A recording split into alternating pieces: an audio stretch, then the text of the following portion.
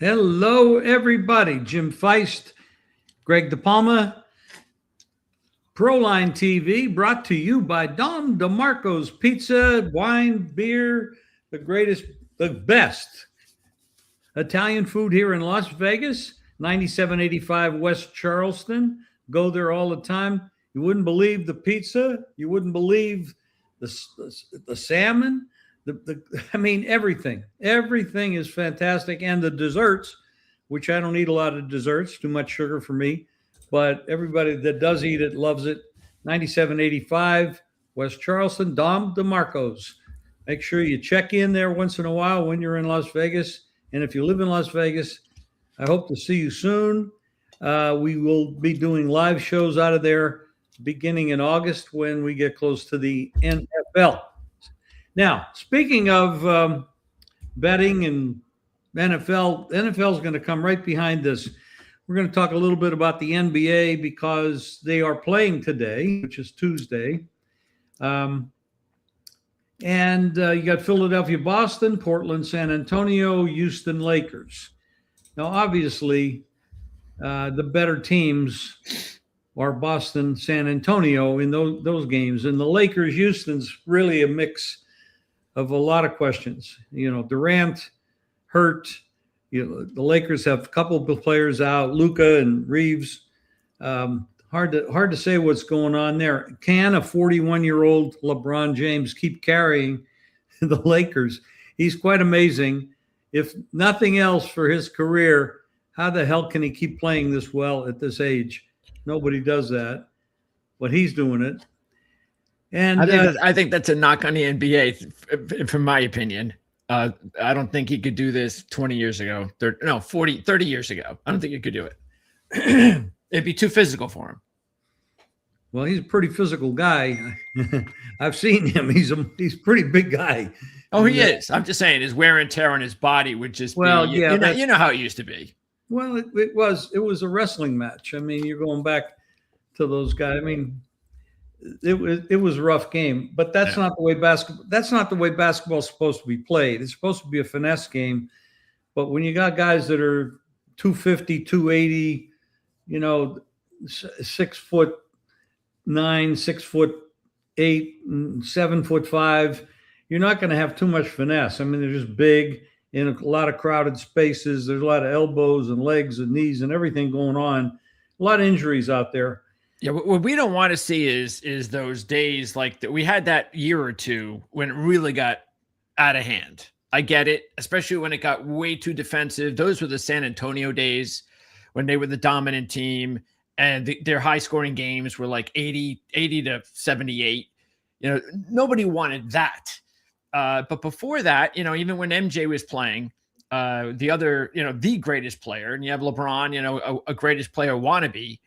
The fact is that was one of the reasons is because Michael played in those days. Not only was he just a great player because he's the best player, but he also played when it was a lot tougher to be played, going up against the bad boys of Detroit. There was a lot of Boston was tough. Philly was tough. There were tough physical games, but they weren't like I was just saying, they weren't of the 80, 78 San Antonio variety. Tim Duncan variety. And to me, those were the glory days of the NBA. And I wish we had those days back again. Well, there's no question the game has changed, sometimes for the better, sometimes for the worse, but it's gone through stages. I didn't like all of that football type basketball. No. It was pretty rough. Yeah. It was boring. We don't want to watch that. I mean, they had teams that had basically bouncers on the team. Yeah. Put them in the rough guys up. I mean, it was just those are the same days. And then you had to look at hockey in those days, and then you had all sorts of fights. It was all fights and goons, and that's just the way it was back in those days. But no, nobody wanted that in hockey. Nobody wanted that in basketball. I often laugh at the way basketball was invented. It was a peach basket with the bottom still in it and the ladder next to it. And I think that was so funny because how long did it take somebody to figure out that if you cut the bottom of the basket out, the ball would fall through and you wouldn't need the ladder anymore? How long did that take? Yeah, real geniuses we were back then, huh? Real Well, I mean, creative minds. that's actually pretty funny. I mean, Yeah. it really is pretty funny. Yeah. But anyway, the biggest thing until Detroit lost at home the other night, that was the first time a home team didn't win and cover. Orlando, I watched that game and I'm saying, I don't watch a lot of NBA regular season, but Orlando looks so much the better team. Now, I was looking at the players they had and the hustle they had and Detroit. I don't know. I know Detroit had much better record, number one seed, et cetera, et cetera. But my God, Orlando, who was supposed to be good this year, and played so awful at times during the regular season, you would never dream. But then they come through the play-ins and they beat Charlotte, who everybody was saying Charlotte was going to be really dangerous. Then they go to Detroit, which is a 8-1 rating, a number one seed hosting an 8. And Detroit never led in the game. Orlando led from beginning to end, and they were dominant in every department. Now, was that a mirage?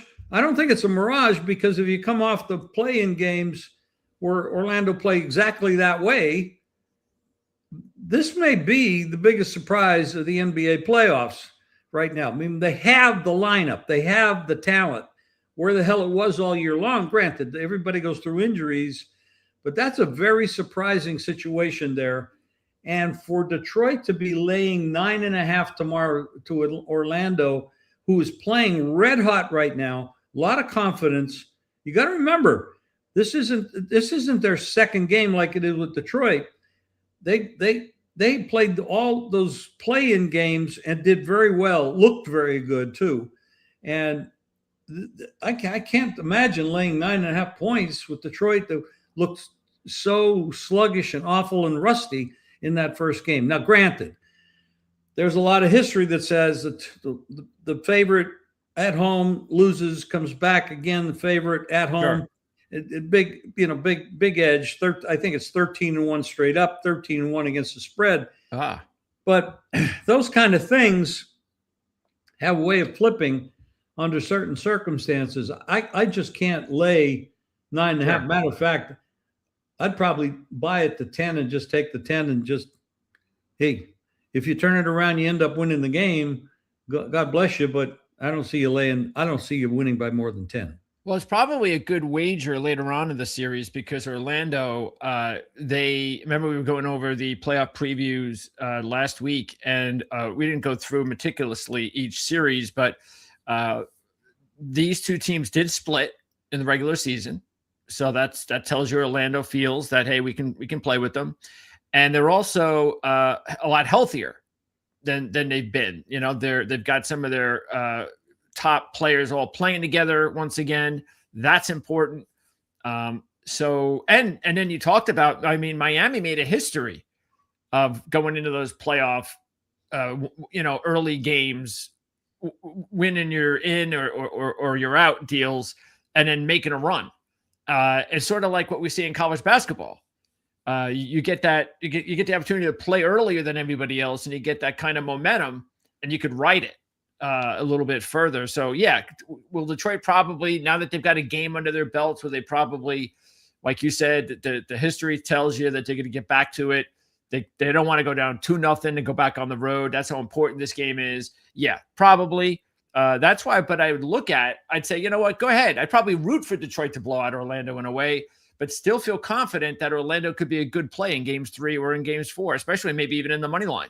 Yeah, because Detroit, very likely, especially if they win this game and / cover it too, they're going to go to Orlando, the favorite. Yes.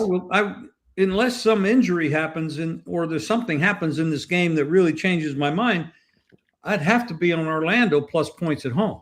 Yeah. These are the kind of things. Now, last night, a couple things happened. The Knicks blew a late lead to the Hawks. I had the Hawks, and I'm happy about that.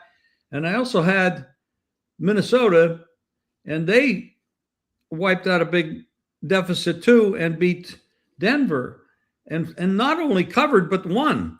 So now you see what you're starting to see now is there's not that much separation between the teams unless, and this is an important point, unless you're playing against the best in the league. Now, I'm not going to say the Knicks are the best or Denver's the best, but I mean they're close. Anything can happen in a short series. But when you talk about San Antonio and you talk about Boston and you talk about the OKC, who's, by the way, this week 17.5-point favorite over Phoenix in the next game, which is unbelievable. And you're talking about the best teams. Now, unless they let down, the other teams don't have enough talent to really play with them on a night in, night out basis. But there are letdowns, especially when teams get in their head that we're so much better than these guys, we really don't have to put in the effort. But when you're playing the other teams, other than the best, the very best in the league, you're gonna have more upsets because they're closer than the odds makers are making it look. So well, go ahead. You like a game on Thursday because again we're doing this on a Tuesday, so I'm gonna be on Orlando on Wednesday because of that. You are okay. I just can't justify not taking 9.5 or 10. Matter of fact, ESPN bet just now. This is unbelievable. They just went to 10.5 Detroit. Wow. I'm grabbing that right now. Okay. I mean, that's ridiculous. Yeah. And I mean, unless Orlando left all their players at home. Again, it is the history you are bucking, though. You talked about, what is it, 13-1? Yeah, well, straight up and against the spread. Against the spread. That's a tough history to be bucking against. These things do change. They do. I unfortunately did not have a bet on all those games that I could have won and been 13. Yeah. So I wonder what that was as well. I'm starting at 0. And granted, there's reasons for histories like that. Motivation, mindset. Did Orlando get satisfied with that win? And Detroit, who are the number 1 seed in the East, will bounce back. However, I watched that game, and I don't see where that domination to make. I didn't see it. Okay. I'm seeing more hustle. I'm seeing better shooting. And Cade had 39 points. And they still lost and never led in the game. Might probably be a good live wager as well. Darren didn't show up. I mean, he's a great big man. But he was offset by what Orlando was doing defensively. So, boy, I'll tell you that if Orlando brings anything near what they brought the other night, they will cover the 10.5 point. I can't believe that 10.5 is going to hang around very long because I just took some of it. Anyway. Okay. And what about Thursday? Thursday, you got New York, Atlanta. New York just blew the big lead. I'm going to be in that game. New York has a history. They have a lot of history. They went a long way last year. A different coach, granted. I will be on New York, laying the road. Pick them or -1. As a matter of fact, there's even some places bet MGM. You're taking the dog, so I'm going to be on the Knicks there. Yeah, because going down 2-0, that would be tough. Everybody's. These are do and die situations. So I think everybody's motivated to the full extent, unless you have a team like OKC at 17.5 points. You're going to probably look at that. And I mean, they might win by 40, but the motivation, when you're up 20 and you're up, who the hell cares if I win by 15 or 25? I mean, we're going to. So we don't like that. Knowing it's a long series and there's a lot of games to play, the coach may say, "Hey, let's sit some guys." Sure. So that's a real tough situation. But when in these competitive games, everybody's self-motivated. I believe that. This is the only time of the year. I mean, first of all, I like to say, watching these games tells me why I love the NBA. And believe me, I mean that. These are the greatest athletes in the world. I mean, the physicality and how much stamina you need to play night in and night out against the greatest players in the world. This is a very tough physical game, and you need to have a lot of skills. And the shame of it is you don't see that in the regular season. I mean, it's just not there night in and night out like it was back in the day with the Birds and those players. It's a different kind of passion today. But when you see these guys play in the playoffs, man, you're seeing some great talent. These guys are so talented. It's a shame we can't lock that up and have more of it during the regular season. And I would suggest we play a lot less games than 82 games. And they would buy that financially. It's ridiculous that I don't know what the ratings are or anything, so I can't speak to the finances. I don't see their bottom line or the spreadsheets. But as far as Thursday is concerned, I will be on the Knicks, and I will be on Toronto. A 3-point home dog. I'm going to be taking that. And I don't know what to say about Denver, Minnesota. Denver blew a 19-point lead in that game. But wow. Minnesota and Denver, they have a history of – I like Denver a lot going forward, basically because of the Joker. I mean, he's an incredible player. But Minnesota has a lot of talent, playing at home. I would say Denver would be my choice in the game, but I would probably wait to see what happens with the number. Right now, you'd have to lay 1.5 or 2 with Denver.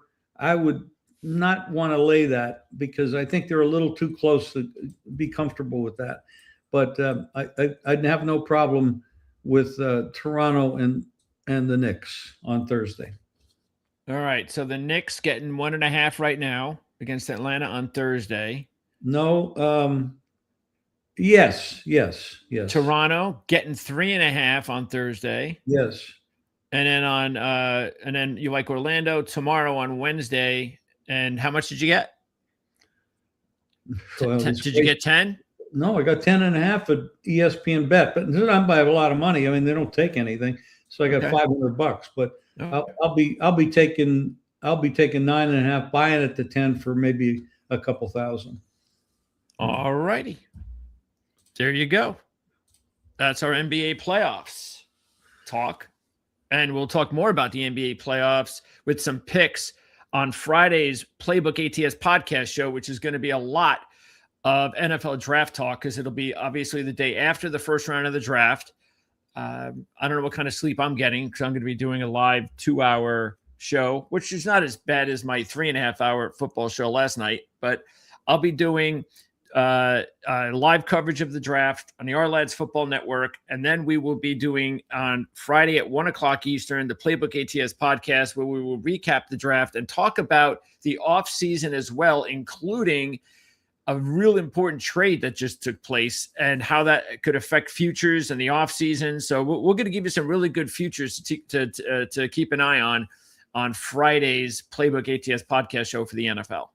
Well, I want to apologize to everybody out there that's watching this show. If you're just listening to it, that's okay. But you're having to see Greg sit there with this Jet swag on. And I'm sorry, it's just one of the things you just have to – that's the price you have to pay for watching the show today because that's really nasty. Everybody will slowly, who have never followed me before, you will be slowly learning and seeing how all of this will progress into a beautiful rebuild that starts this season. Again, you did not see this last year because I did not believe in it last year. I mean, I believed in what was going to happen in the future. I want to know why you think the Jets are going to be let's just delve into this because you know the Jets so well. Why do you think the Jets are going to be so much better? Because I know that they've got the right people in place. They've got a very good general manager who hasn't done anything wrong that I could see. He's made some really good trades. The trades last year to get rid of Quinnen Williams and Sauce Gardner were excellent moves, excellent foresight. They've given him all this draft capital and cash to kind of rebuild the culture. Because as good as those players were, they were so used to losing, and there's just an effect that the GM and the coach needed to see firsthand. And as soon as they saw it, they realized that we can't rebuild with these guys. It's just they need a fresh start somewhere else. These are not the leaders that are going to help us to rebuild. And so they got rid of those really important players. And then they lost last year because of it. They had injuries and they lost their top players. And people started complaining, of course, in New York in the last month of the season when they went on that losing streak that they were the worst coach team in the world and Aaron Glenn doesn't know what he's doing. Well, did you just see who his players were? I mean, they got rid of everybody. He was playing an undrafted quarterback, undrafted rookie quarterback. I mean, what did you think was going to happen?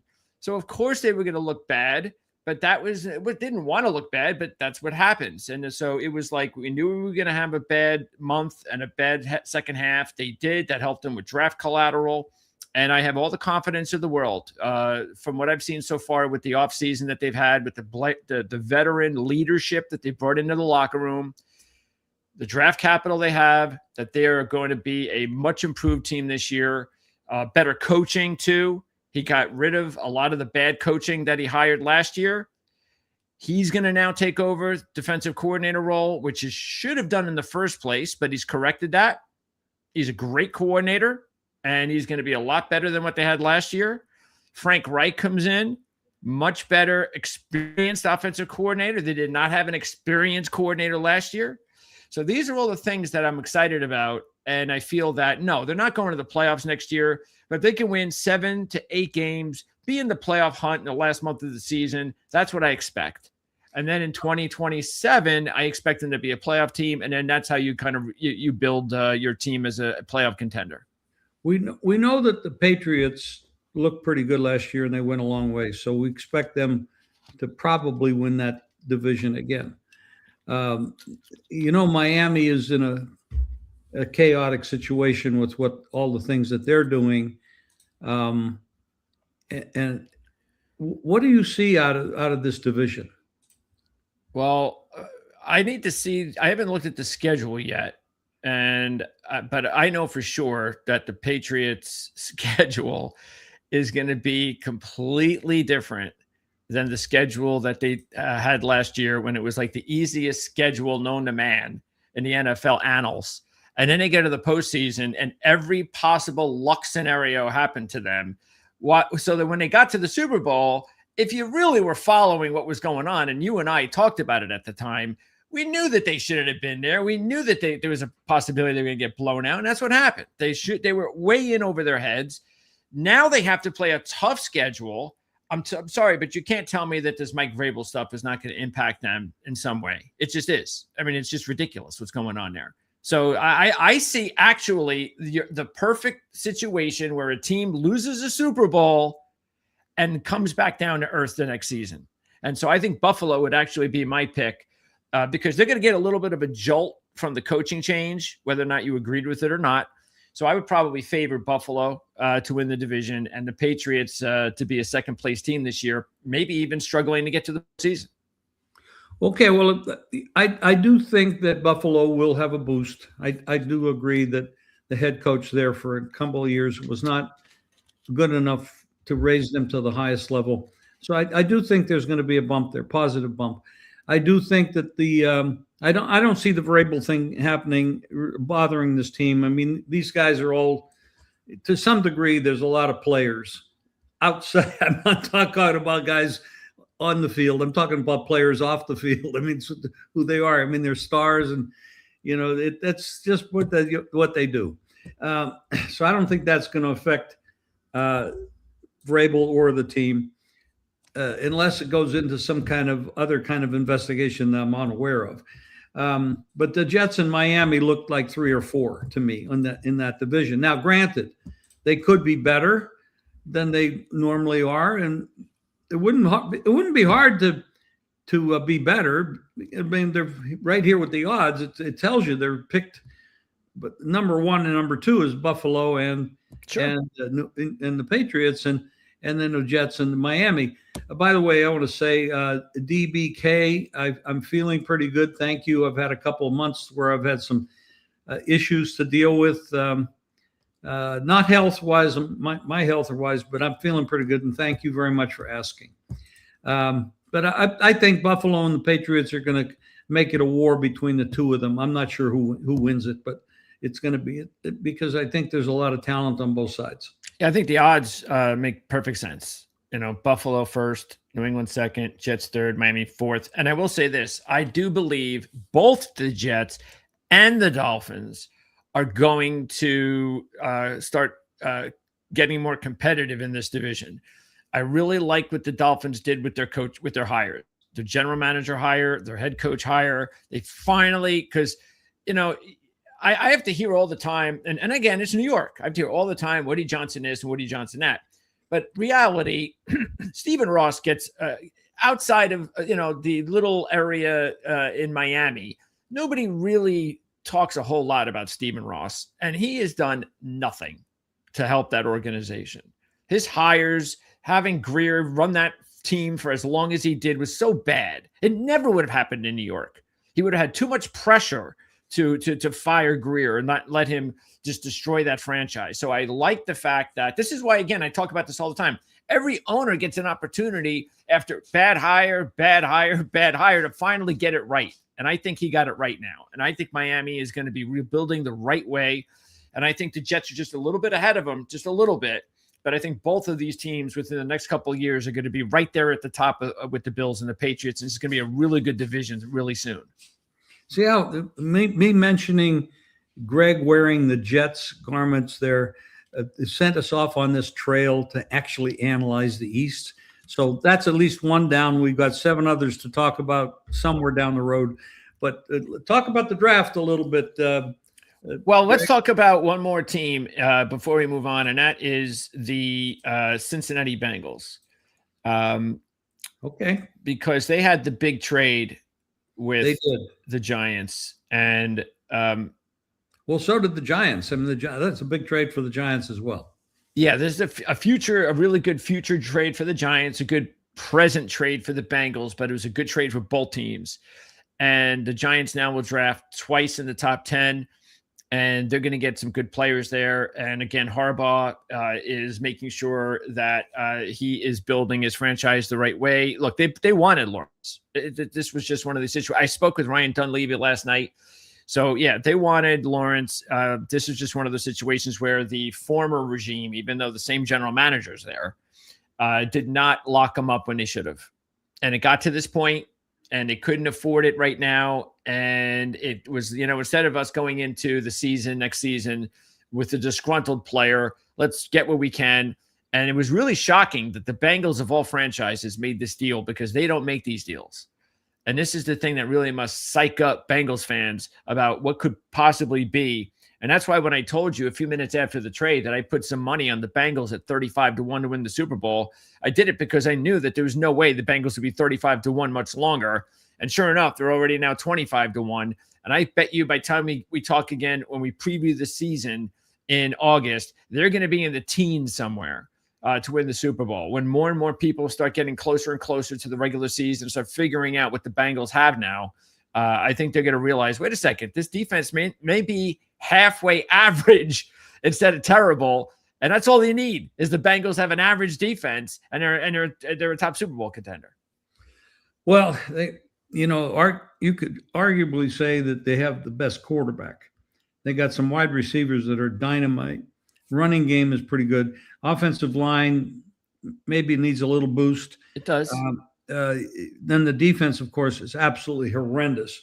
So this move does help for sure. But Joe Burrow is incredibly talented, and you're really wasting his career. But this has happened before with talented players and bad ownership or bad coaching. And they do waste careers. But the Bengals they can go a long way. I mean, the East, the AFC is not untouchable. You could go a long way in the AFC because Absolutely. if New England can make the Super Bowl, That's right. the Bengals can definitely make the Super Bowl. That's but right. they need somebody to play defense, for God's Yes. sake. And now they added something. So Yep. that's a positive. All right. Let's talk draft now. We can take a look at this is really the best way to try to make some money in the draft is by the picks. As you can see here, these are the pick odds. And again, keep in mind, these are picks, not teams, because these picks can be traded. So you're gambling on which player is going to go to which spot. And I think it really starts opening up at pick 4, because pick 3, these 3 players are the more than likely going to go to Arizona, and there's no value there. And so why waste your money when it's so small at those prices? But at 4, I think this is where there's some possibility, because I like Sonny Styles at 5-1. I think that's a good possibility. And I also like Ruben Bain a lot at 25-1. He is considered one of the top 3 edge rushers in the draft. The only reason why he might slip is because of his arm length. But a lot of people know how talented he is. And that's a Robert Saleh-led defense in Tennessee right now. And I think he's going to want some more defensive players there to help him out. And I think that's why I'm looking at defense. I'm looking at either edge rusher or linebacker. And so, I don't think David Bailey would be there.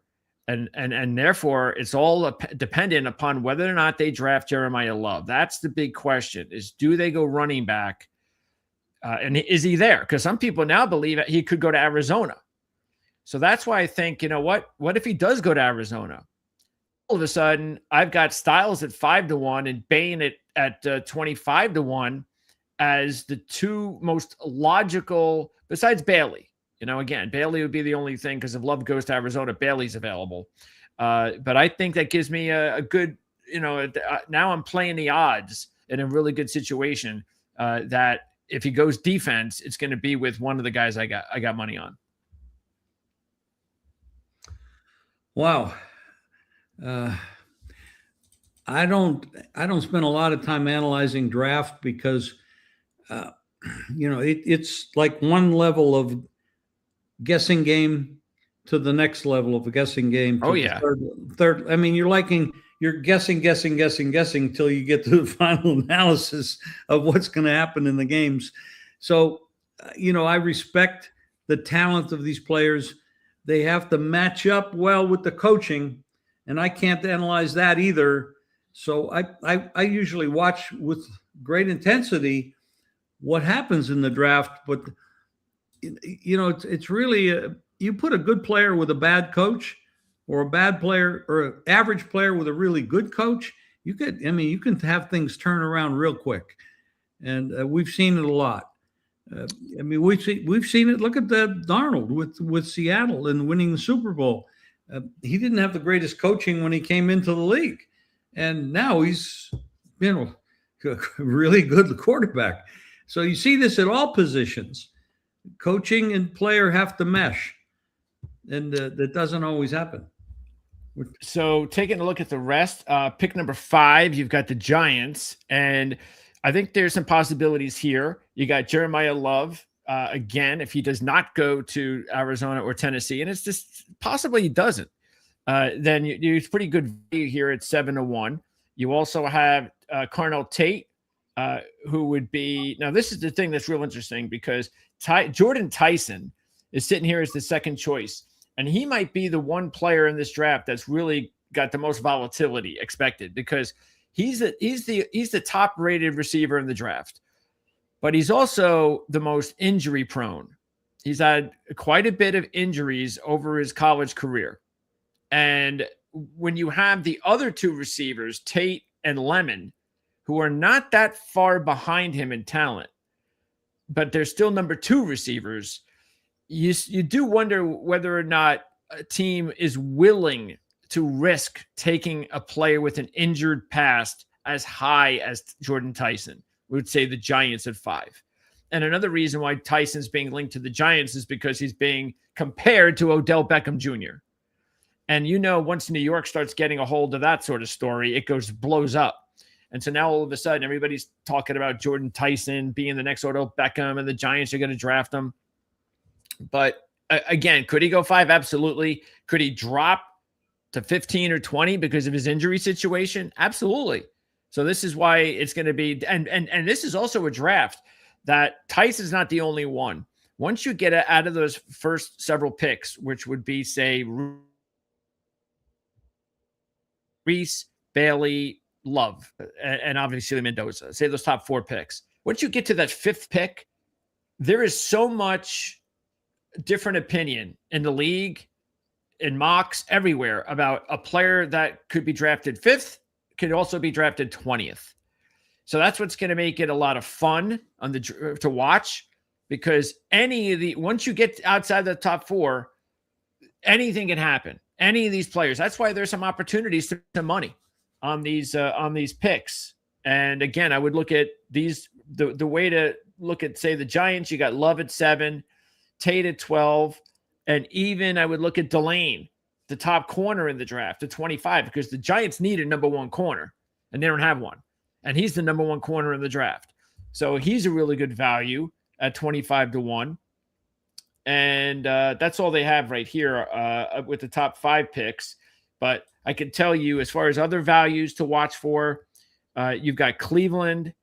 If Jeremiah Love lasts that long, he's 25-1. They got a tight end. The best tight end in the class is Kenyon Sadiq. Could he go that high? Keep in mind, Cleveland hired Todd Monken, and he came from Baltimore, where they ran a lot of 12 personnel, 13 personnel. In other words, multiple tight end formations. And right now, yes, he has a good tight end in Fannin, but he doesn't have anything else. So would it surprise you that he brings in another really good tight end? I don't think so. And Sadiq is 50-1 to go to Cleveland with the 6th pick. Also, Reuben Bain, I like him at 8-1 to go to Washington with the 7th pick. And then you also have really a bunch of other good numbers, like Kansas City taking the Miami offensive lineman at 9-1. You've got the Dallas Cowboys will be interesting at 12, because I wonder whether or not they'll trade up. Jerry Jones likes to, do crazy shit. So if he does, that could be interesting to watch. But a